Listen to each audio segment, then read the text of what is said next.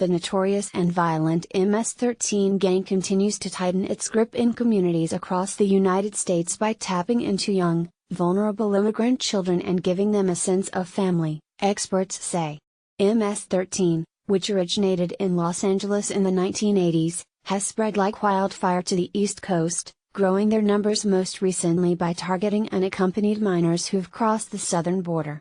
MS-13 has a powerful marketing strategy in which they offer a family for these children, Angel Melendez, special agent in charge of the ICE Homeland Security Investigations Unit in New York, told WJLA.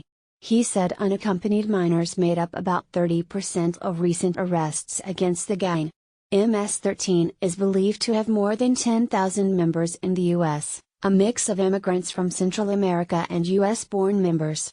The gang entrenched itself in Central America when its leaders were deported. The gang, whose motto is kill, rape, control, is known for its use of gruesome tactics, including hacking and stabbing its victims with machetes. It has been tied to a wave of recent violence on Long Island, just east of New York City, and has been linked to brutal killings in other states. A former MS-13 gang member told WJLA the group target minors because they are more likely to get a slap on the wrist for any crimes they might commit. They have no boundaries. They are not afraid to kill kids, parents, cousins, they are not afraid, he added. As long as they are sending the message they are sending, they are not afraid to do what they have to do.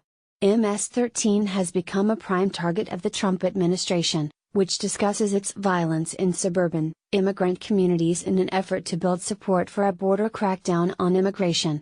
President Trump directed federal enforcement to focus resources on combating the transnational gangs. For federal prosecutors who have long worked to quash the gang, the new emphasis is rewarding. The Department of Justice announced Thursday the arrest of more than 3,800 gang members across Central America, and in the U.S. more than 70 people have been arrested during roundups in Los Angeles, Virginia, Maryland, Massachusetts, Long Island, and Columbus, Ohio.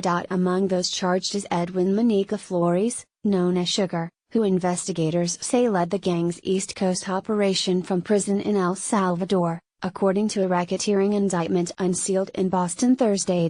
Flores' indictment highlights how the gang operates across international borders, including how gang leaders were told not to wear clothes and colors associated with MS-13 to avoid attention from law enforcement, authorities said. According to the indictment, Flores specifically told them to avoid wearing blue and white Nick Cortez shoes, Newsweek reported. Dressed like that, the enemy can see you, the police can arrest you, and boom, to El Salvador, the 35-year-old reportedly told gang leaders in tapped phone calls. To a great life there, one must be humble, to avoid being detected. The more work we do down in Central America, the more it helps us here, said David Rabitsky, a deputy assistant attorney general in the criminal division, who oversees the organized crime and gang unit. We can't effectively work on our cases here without information from El Salvador.